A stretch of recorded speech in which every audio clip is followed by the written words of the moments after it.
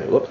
Hi, Bill Chachkes from NLScoutingInc.com and FieldPosition.com podcast and Stats Incorporated. This is my 32nd year following the NFL draft and my 20th with Credential. I'm Eric Strauss from RaiderFans.net. We're a media site covering the Oakland Raiders. This is my third draft in person, my second one with the media. My name is Matt Shapiro from CSTV.com. This is my first draft with the Credential. I've been watching for as long as I can remember, and I've been to two before this. Hey guys, what's the big story of the draft? And just you have to go in order. Just curious. What to you is the big story, Bill? Okay, certainly the pre-draft signing of Mario Williams and being selected with the first pick by the Texans is a big story in my mind. I also think because of that, the second biggest story is the mediocre fall of Matt Leinart to pick number 10. Eric? Yeah, I agree. I think the selection of Mario Williams is the story of the draft because not that he won't be a good player or a great player, but because they're bypassing Reggie Bush, who was considered to be the number one pick, and I think maybe the best player, most explosive player to come out of the draft, and somebody who can build a franchise around. Houston could use that, and New Orleans could use that, so they got a gift from the Texans. I think that's also the biggest story. Business-wise, as we were discussing before, I think that Bush was the smarter player for them to go with. Immediately more sales, and it's not as if you're sacrificing a good player for sales when he was the best player in the draft. And I think that the Texans maybe overthought it a little bit and looked at some combine numbers and looked at some other stuff when they should have just watched the way Reggie Bush played. No one could tackle him last year, and I think they just kind of spooked themselves out of the pick almost. Let me expand on that a little bit. Yeah. When the Heisman Trophy Awards took place last winter, Chris Fowler dubbed Reggie Bush the ankle breaker. Now, he's the best, not just the best running back, but the best offensive player to come out in the last few drafts. As I've mentioned online, I've mentioned it, Zennie, you and I have discussed it. When you have a guy of this talent, quality level of talent, do you draft this guy and put, as I like to say, fannies in the seats, to help pay off those personal seat licenses, or do you take a guy to build a championship, the cornerstone of your team? Mario Williams is the cornerstone of building a championship team. Reggie Bush is the guy that sells seats now. Obviously, McNair and company have thought this out a little bit, and they've decided that they're going to build for the long haul, right, guys? As opposed to, generate 70,000 ticket sales for 2 or 3 years. The interesting thing with that is, I've heard arguments like that, but why can't Reggie Bush also have the long haul? What's wrong with getting a running back that is going to be a superstar for years to come? I had heard McNair say that Mario Williams would be the cornerstone of a championship defense, but why not make Reggie Bush the cornerstone of your championship offense? Well, here's my question: Is Mario Williams the best guy to be on the Texans? In other words, I'm flipping it around. Let's say that, all right, of the first 7 teams that were able to pick, all right, would Reggie Bush have been better, say, on the Raiders than the Saints? Or would Mario Williams have been better, say, if he were drafted by the Packers? In other words, do teams too often look at a player and say that player could help me, as opposed to saying, hey, look, maybe this isn't the best fit for this player given our personnel and scheme? I think one thing, it is a question of whether teams draft for need or draft for best player available. Now, the Raiders, for instance, which we covered, tend to draft best player available. They'll figure out where to put him. They drafted a safety in the 4th round in Darnell Bing, who they're apparently going to play a linebacker. They're not worried about whether or not he can play linebacker. They see his measurables and say, what do we do with him? He's too good to pass up. I think the Texans, if they were truly going for marketing, they would have picked Vince Young. Yeah. But I think, by bypassing Bush, they're giving up a player who could explode every time he touches the ball. And that's good for your team. That's good for your fan support. And I think he would have been a good fit there because they have a running back in Dominic Davis who can take some of those carries. They say Bush isn't an every down back. And Williams, I think, would be a good fit on any team. He's a good pass rusher, and a good pass rusher is hard to find. but a player who's a danger every time he goes near the ball is not an easy thing to find, and you can pick up a pass rusher in free agency or even later in the draft sometime. That's what I was thinking. Because wasn't Dwight Freeney a lower round pick on the first round? You know, there were a lot of guys who were lower round picks that have become fantastic NFL players with huge contracts. A lot of people don't realize Michael Strahan is not a number one. He was a number two, because that was the year that the Giants had to give up their first round pick because they took Dave Brown as a supplemental the year before. I could go even further. Derek Burgess. Derek Burgess. Last year was a third round with the Eagles, who they let go. Right, that's right. Well, in fact, I'm glad you mentioned that, Eric, because let's talk about each one of you guys have specific teams you're more interested in those, right? I mean, for them, you know, to some degree. Bill, which teams do you tend to pay more attention to, and how did they do? Well, obviously, because I'm here in New York, obviously I follow the Jets and the Giants very closely. I would also say that I have more of a watching interest focus on the NFC East and the AFC East. So those are the teams. Not that I don't follow every team, but I would say I follow the AFC East and the NFC East the closest. Yeah, Eric. Well, clearly, since I write for a Raiders site, I focus on the Raiders and the AFC West. I am personally a Raiders fan, but I do live in New Jersey, so I read a lot about the Giants and the Jets in the local paper. So you have to worry about buying PSLs, right? No, not anymore. I'm a Jets fan, and going back to your question of how they did, I mean, I think initially it was a little maybe disappointing or boring for the fans here, but that's the way people build teams. You build up your lines, and then you worry about the position players later, which they did by drafting Calvin Clemens in the second round and Leon Washington in the fourth. And like I had said on my blog, I think that if you draft great players, if you draft a Matt Leinart in the first round, but there's no line, who cares? If he's going to be on his back the whole game, who cares? So maybe you build up a good line, then you put in a guy like Leon Washington, and he could have the same impact the first rounder would have because he has that powerful line in front of him. So I think they did a very nice job. Bill, what do you think about the Jets? What do you think? I've been saying for at least 3 weeks that D-Brick was going to be the Jets' first-round choice unless they traded out of the pick. Talking about DeBrickashaw Ferguson. DeBrickashaw Ferguson, a.k.a. to be known as D-Brick. I talked to his high school coach. I talked to him at the media luncheon this week.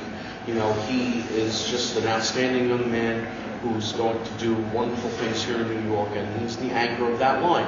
They lost Fabini, they lost Mawai, they needed to replace linemen, they got D-Brick and they got Nick Mangold, and those are their line replacements. Okay. So say what you want about Tannenbaum and Mangini not having deep experience running a draft, and the reduced role of Terry Bradway now not being the general manager anymore, just being a quote-unquote scout. But obviously, they've had a good draft so far. Like you mentioned, Clemens, who, they didn't need another quarterback, but they took him because he was the best player available on the board. All right. I mean, if they were in the position where people are going to be upset that they didn't take Leinart, people feel they might need that quarterback. So you put Clemens in there. He's now the third stringer, I guess, with Pennington and Ramsey. Who knows what deals with Pennington.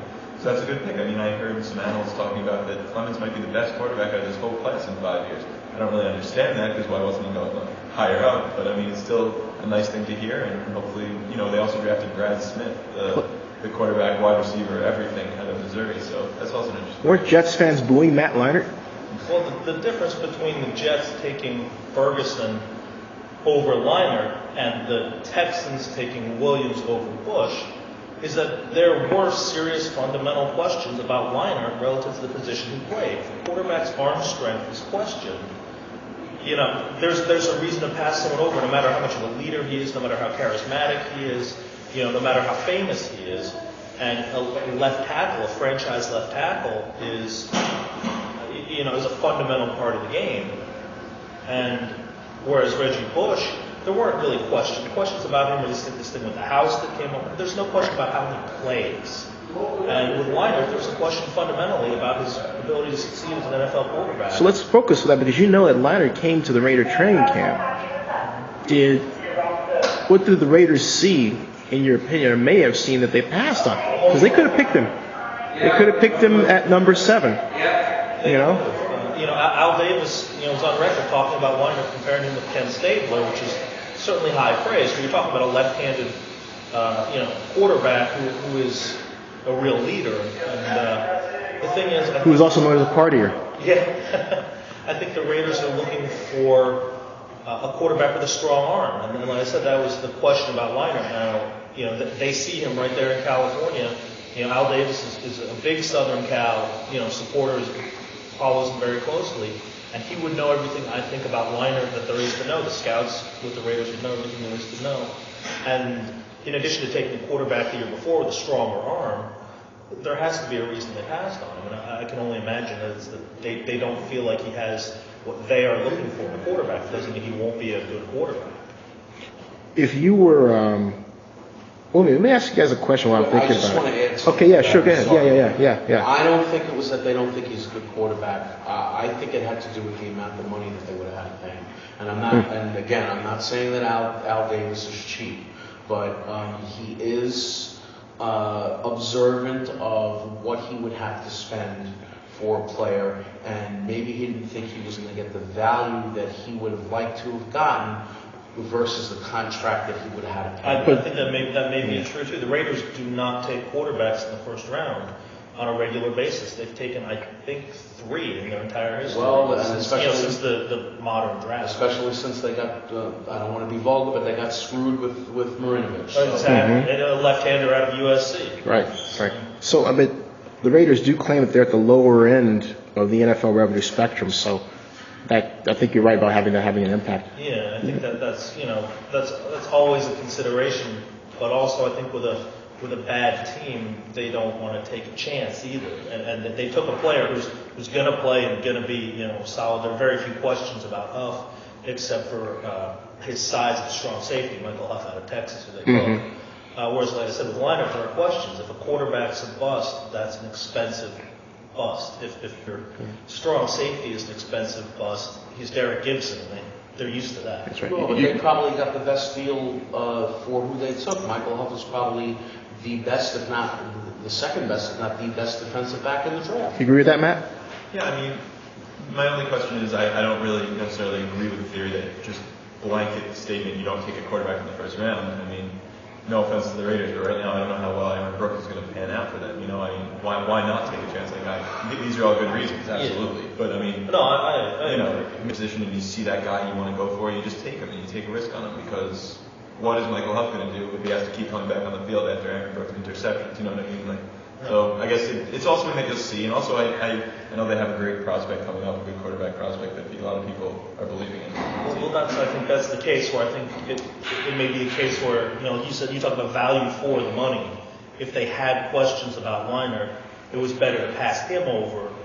Whereas another quarterback, there was talk that they would take Vince Young if he was available. They may have Jay Cutler. They may have believed about Young that he was value for the money. We'll never know. They didn't have a chance to pick him. They passed over Leinart and Cutler, so then they feel like they have something in Andrew Walter, maybe for less money, maybe because he has a stronger arm, maybe for a variety of reasons that is better for them than to risk that money on a high pick. And they could always sign this kid Brett Elliott as a free agent, who I absolutely love. Set the single season record for touchdowns. And he got hurt, and Alex Smith took over for him at Utah, and all of a sudden he was out of a job, and he had to go to a small school, Linfield in Oregon, to finish up. And he's a talented guy. He's got a howitzer for an arm, and he reads defenses. And he threw something like 44 touchdown passes at Linfield. 63 in 1 year. 63 broke the record. So I mean, this is a guy who Utah recruited. He was starting quarterback at Utah, and then he goes and disappears at Linfield. Why not give him a shot? I mean, it's going to get even fed. If the game gets faster for a Division I quarterback to the NFL, it'll get even faster for a Division III quarterback. But why not take a shot on the guy who might be special? And he's an Al Davis kind of guy, because he won't have to spend a lot of money to get him in a radio uniform. So who had the best draft?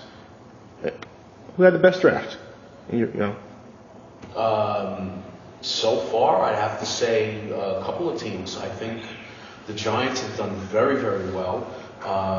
Again, I think Ernie Jose is either a real good talker or he's got something on somebody in the Pittsburgh Steelers front office, because he got a lot of value to drop 7 spaces to take Santana Moss's little brother, and he's got a lot of extra picks. He got a lot of extra picks out of it. Are you saying the Steelers got took? I don't want to go that far because the Steelers might have thought that they didn't have anybody that they wanted. I guess they were really beelining on Chad Greenway and Bobby Carpenter, and once they were both gone, I guess Cal and company figured, well, it's time to get, we'll either get out of this round or we'll get who we want. They jumped up ahead of the Bears to take Holmes. That's what they wanted. Of course, they got what he wanted, extra picks that he didn't have. The team that comes to mind for me is the Philadelphia Eagles.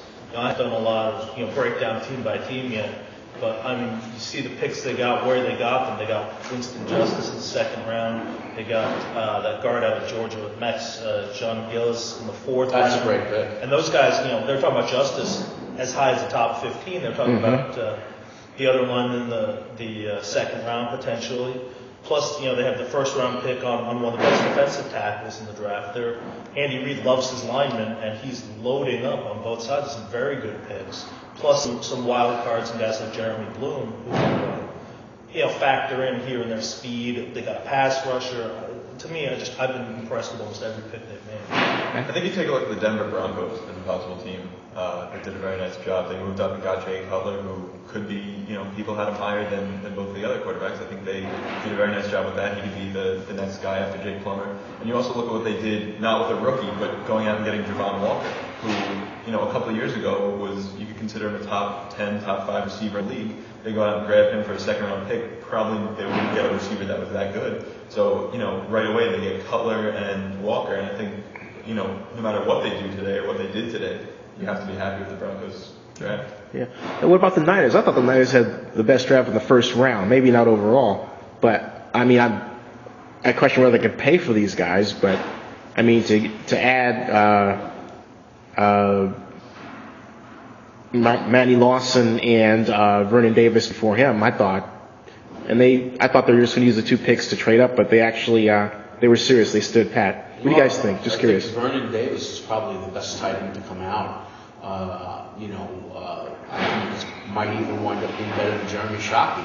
6'4", 253 pounds, receiver speed, huge hands that just takes the ball and sucks it right down. Maybe he's not the blocker that some other guys are, but that's something that can be taught. He has the physical tools. Lawson, I think Lawson was a little high. I thought he might have fallen out of the round and gone the high second round, but he's a good player. He's a quality player. Let me ask a question just to begin to wrap this. Why are you guys here on the second day of the draft? Why aren't you at home? Why aren't we at home? Why are we here? We at home? There's nobody here. There's nobody here. That's what makes it fun. I've been doing this, like I said, this is my 20th year with a credential, and I wouldn't miss the second day for withdrawal from the Federal Reserve Bank. Really? Really. And I'm a newlywed. I'm married less than 3 months. And I'm very fortunate that your wife would say, "What are you doing, Bill?" My wife is a huge football fan, and she works in the media also, and she understands. And this is just for me. This is Hanukkah in April. It's a great time, and it's a lot of work, but it's a lot of fun, and just the camaraderie. The fact that I've made friends with you guys, and that this is my second time working with you, Zennie, and that I know John Murphy, my colleague at NL Scouting, for almost 15 years, and Dan Leberfeld from Jets Confidential. You know everybody, actually. Well, I'm actually very lucky that I've met a lot of people, and I've made a lot of connections in the business. And we talked about that last year when we did the article on your blog. The draft is the premier event for intelligent football fans. Everybody watches the Super Bowl. Everybody has a Super Bowl party. Mm-hmm. I've covered a couple of Super Bowls in my previous incarnation, working for some newspapers, but it's not the same thing. That's more media hype This is more media information, you know. And somebody said to me this week, I really want to watch, 17 hours of guys becoming millionaires. Well, not everybody becomes a millionaire. Eric, and Matt, what do you guys? Well, for me, why are you guys here? It's a threefold reason that I'm here today. One of which is for RaiderFans.net. This is our busiest weekend of the year in terms of site hits and page views and things like that. So obviously our membership wants to see what we have to offer, wants to talk football. So, we have a responsibility to them.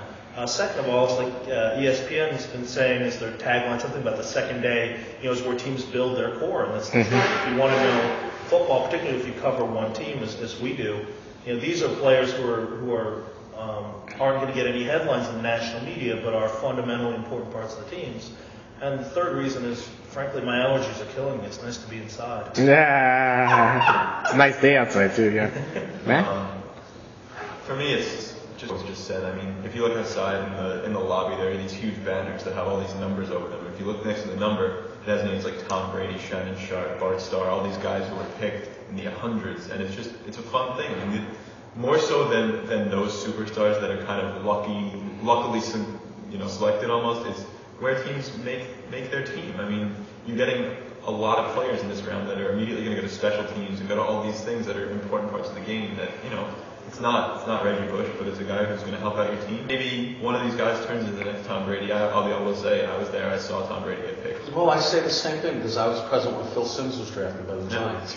But, the feeling is, it's like Robin Williams in Dead Poets Society. He jumps up on the desk in front of the English place and says, "Cat redeem! Seize the day, make the most of the moment." And this is where NFL teams make the most of the moment. Last question. Of all the venues, Radio City Music Hall, Javits, the others, which one? Well, I love Radio City Music Hall. I came here the first time when I was about 5 years old with my parents to see the Rockettes in a movie in the 60s, and I've seen about 100 concerts here. Every place has... I saw my first draft as a fan at the Sheridan Center, a couple of blocks away from here. Then for many years it was at the Mountain, and even warmer soda. And then they moved it in the 90s to the theater at Madison Square Garden, formerly known as the Paramount, which was a nice place, and it was easy for me because even though growing up here in the city, I now live out on Long Island, so get off the train at Penn Station and come right upstairs and you're there. There were some good things about Javits Center last year. They were able to do more stuff for the fans, but there were some negatives. It was too big and cavernous. There was too much walking around to do. And the Dolan family and Cablevision is over, and it stays here at Radio City. This is a good venue. It's not as big as Javits, but it's more seating than the Paramount. I missed that fan zone though. I thought that was a fun concept. No, it was. I missed that fan zone though. I thought that was a fun concept. No, it was good. I like it here, honestly. A, it seems like a very nice ambiance, and B, if you're sitting for God knows how many hours, 12 hours, this place is theater seats. They're very comfortable. Yeah, they're nice. That's true. I was frankly, I've been to 3 drafts now. I was at Madison Square Garden 2 years ago as a fan, and then at the Javits Center last year and here this year. I was fairly disappointed in the Javits Center. I thought it was the worst of both worlds. It was both cavernous, and it didn't seem to see a lot of people. The fans seemed very removed, and that was, to me, the first year as a fan, that was part of the excitement. And this year, I think because they have those balconies, it seems like the fans are again, much more part of the draft. And as a live experience, I think, that's what makes it fun. Yeah, Matt. Well, I had only been to Madison Square Garden here. Both are nice for their own reasons. I think I like this a little bit more. Look around; it's really classy. It's nice. Yeah, Art Deco. Yeah, Art Deco. Right. So I mean, it's nice, and also from the seat I was in, you kind of turn around and look at these 3 balconies of screaming and booing Jet fans, and that's the best thing. You have this huge. It feels like we're in a show, we're in a theater, and it's a nice place. So and that we're part of the show. Yeah, that's right. Which is what fans make the draft. And I said that was my last question, but I thought of one I had got to ask is based on something you asked Matt and I, Bill, and that was the issue of the media. Why are there fewer media here this year? Well, I'll tell you, my perception is the league this year tried to cut out a lot of people that have less than a 5-year track record, and I don't mean people themselves, I mean organizations. And people who were only web affiliated that had less than a 5-year track record. And obviously, most of my affiliations now are web-based, but I obviously have more than a 5-year track record. Your site's been around a while. No, this is our third year. Actually. Well, you're lucky you got in. Yeah, there's a lot of guys that got excluded. It's our third year, and we in fact had we've 2 of the 3 years gotten photo credentials because of the high picks the Raiders have had. So the NFL has been very good to us, but we have a very large membership, and we're accredited by the Raiders and the NFL. So maybe once we were lucky enough to get in, they see what we do. I assume. I'm not in charge of the site, so I don't handle a lot of the credentialing. But I would guess maybe once you're in, they know they can count on you. And that's another reason for us to do. Right. It's a small group to do the best job. Right. Matt? Yeah, I mean, I feel lucky that I was able to be here. I mean, CSTV is fairly new, but obviously we built up a nice credibility, and we were able to do it. I mean, I can't speak to the past 30 years about what exactly has been going on, but so far everything's been really nice. So, how do fans find you guys to close? As far as website, as far as NL Scouting, it's nlscoutinginc.com, and that's our CEO Ben Delvenoy. John Murphy's the head scout, and I'm his associate. As far as the other site, it's fieldposition.com. The podcast is on iTunes. You can go directly to the site. That's it for me. www.raiderfans.net. It's a forum-based site. Sign up, register, join in the discussion. If you're a Raiders fan, which I am, for my money, there's no better place to be. It's free. I'm on it. I agree. You can get to me by going to cstv.com and then going to the NFL draft page, and there's a little logo for the blog that I've been doing, and also some stories. CSTV is the site. Thanks, guys. I appreciate it. Thank you.